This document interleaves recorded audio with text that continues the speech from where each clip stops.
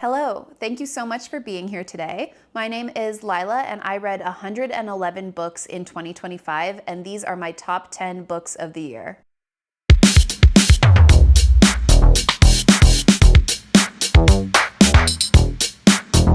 These books are in no particular order, however, I have saved my favorite read of the year until the end. For time's sake, I have excluded rereads from this list, however, I did give 5 stars to Daisy Jones and the Six, The House in the Cerulean Sea, and The Invisible Life of Addie LaRue this year. So jumping right into it, we will start with a book that I discovered by accident, and that is One of the Girls by Lucy Clark. I picked this up because I was actually looking for another one of Lucy Clark's books, but the bookstore only had this one in stock, so I decided to purchase it, and I loved it. This follows a group of 6 women who are on a bachelorette trip in Greece, and it ends in murder. There were so many twists and turns in this book, and I was absolutely hooked. I read it in 2 days. In this book, we follow 6 different women as they are on the bachelorette trip, and one of my favorite parts of this book was the complex relationship dynamics between them. Lucy Clark does a really good job at exploring female friendship and the complexities within it. Coming from somebody who rarely reads the mystery and thriller genre, this book had me on the edge of my seat and I really enjoyed it. If you are looking for something fast-paced that will keep you engaged throughout the entire book, I highly recommend picking this up. I should also mention that I read this in January of 2025 and it still made my top 10 of the year list, so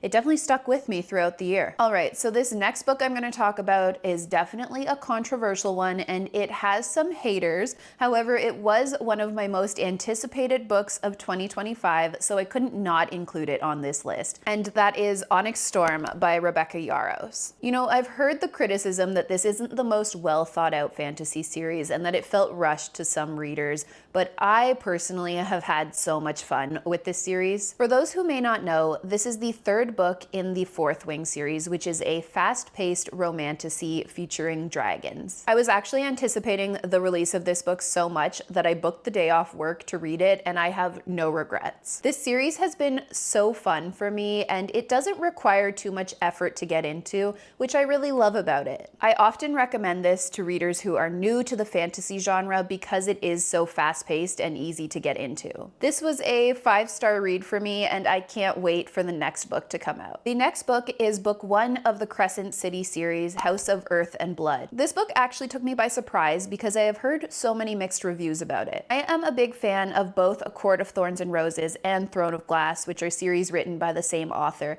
so I felt like it was about time for me to pick this up. This book follows Bryce, who is a half-fae, half-human living in a magical city, and she ends up teaming up with a fallen angel named Hunt to solve the murder of someone close to her. Along the way, Hunt and Bryce uncover dark secrets and powerful enemies that threaten their world. This book was super fast-paced and felt very different from A Court of Thorns and Roses and Throne of Glass to me. I love that it was set in a magical city, and Bryce is definitely one of my favorite female main characters that Sarah J. Maas has ever written. She is badass, outspoken, loyal, and determined, and I felt like this was a really great start to this series.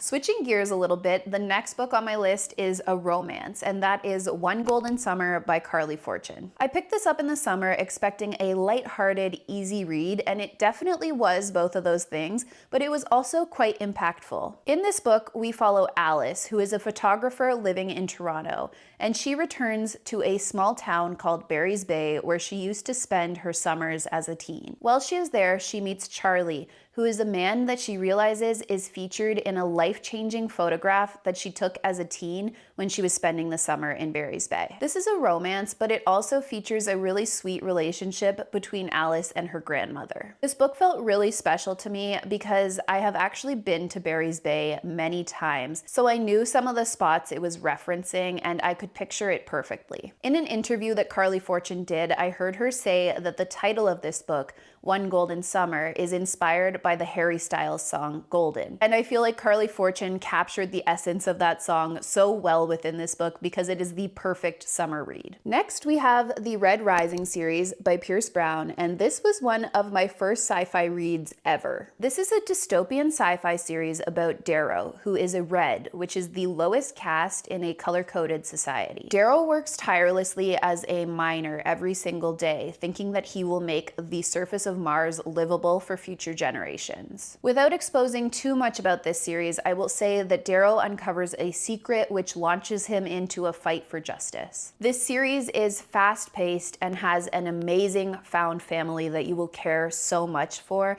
and it also has complex characters who you both love and hate at times. My favorite book in this series was definitely Golden Sun, and I am excited to continue on with the second arc of this series in 2026. I also read and loved The Wedding People this year. This is a literary fiction novel about Phoebe, who is a recently divorced woman who goes to a luxury hotel with the intent to end her life. When she arrives there, she finds out that the entire hotel has been rented out for a wedding, and she is the only person who is not there for the wedding. She is mistaken for a wedding guest and becomes entangled with the wedding and in particular the bride. This was entertaining and had dark humor, but what stood out to me was the complexity of the characters. I saw elements of myself in all of the characters, both in their good traits and in their bad. And I didn't only see myself in the characters because the bride and I share the same name. To me, every single character in this book felt intentional and like they had a purpose to be there. This was a very character-driven book, and I loved seeing the complexities of their relationships.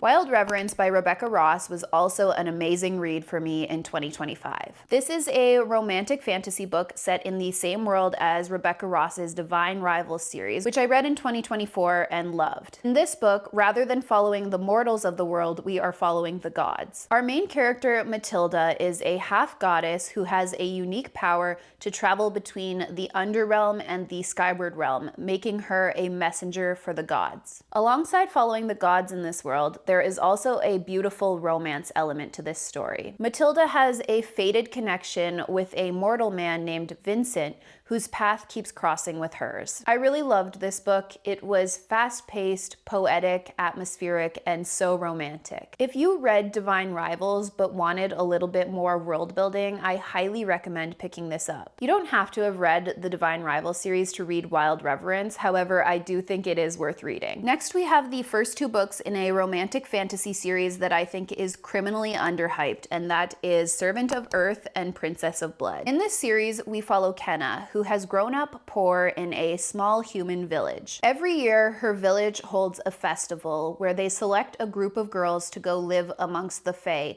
because they have the impression that the Fae will treat the girls very well. At the festival, Kenna's best friend is selected to go live amongst the Fae, but Kenna can't let her go by herself, so she ends up traveling there with her. Kenna ends up trapped in a magical, deadly Fae realm where she ends up assisting a Fae who is competing in trials. I really loved this because I felt like it was a fresh take on a trope that we see frequently in romantasy books. Rather than Kenna competing in the trials herself, she was assisting somebody as they competed in the trials. But it was still very fast-paced and high stakes. There was also an equal amount of world building and political intrigue in this as there is romance and spice. So I loved that there were other fantasy elements in this to keep it entertaining other than just the romance. I really enjoyed both of the books in this series, and I'm looking forward to the third one coming out. And I would highly recommend this series if you are looking for a fresh take on a trope that is done frequently in the romantasy genre. The next book that I want to talk about was actually my last read of 2025, so I'm so glad that I waited to do my top 10 books of the year, and that is The Road of Bones by Demi Winters. The Road of Bones is a Viking-inspired romantic fantasy about Scylla, who is fleeing an assassin and finds herself traveling with the notorious Blood Axe crew. She and the Blood Axe crew embark on a journey full of danger and secrets. This book was super action-packed, and I have heard criticism of it saying that it gets slow in the middle, but I didn't personally feel that way. I was entertained the whole way through. This is a really unique romantic fantasy book with one of my favorite main characters. Scylla is so relatable. At one point, she trips over a rock and apologizes to it. It also has a love triangle that is done really well. I am somebody who typically hates a love triangle. However, in this book, it had me really intrigued and even confused, but in a good way. I am actually currently reading the second book in this series, and it is also great. If you are looking for a unique romantasy with elements that are not just romance, that stray away from your typical romantasy tropes, I highly recommend checking out this series. And lastly, we have my favorite series of the entire year. And if you have been watching my videos,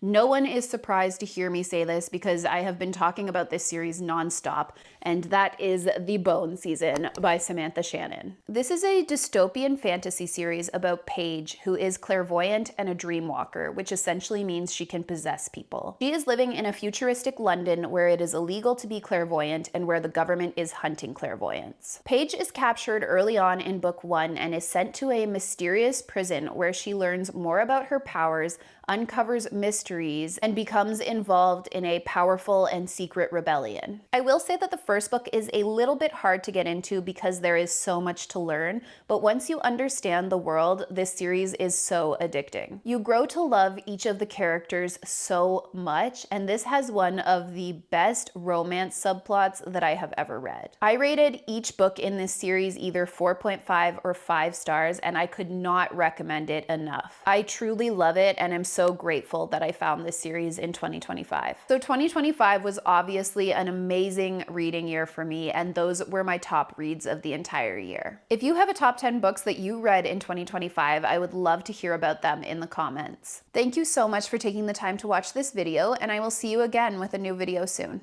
Bye.